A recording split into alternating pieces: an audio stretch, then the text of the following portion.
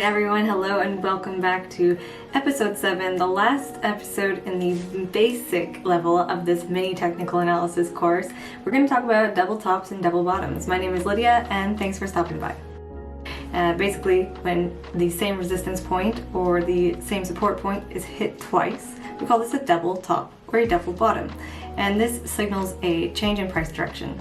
So if you have a double top, you're going to make a sell position. And if you have a double bottom, you're probably going to make a buy position. Now obviously, you wouldn't go on one indicator alone, as we have talked about in every single episode so far.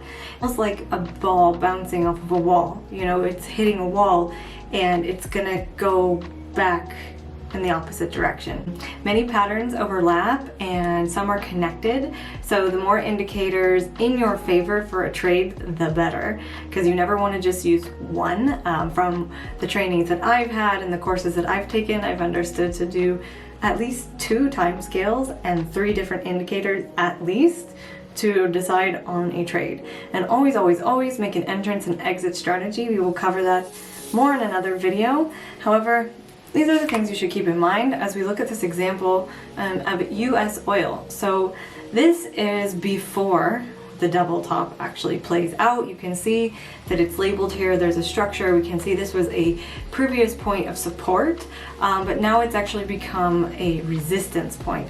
And after that double top is hit, you can see that the price went straight down and whoever sold that made a nice little profit.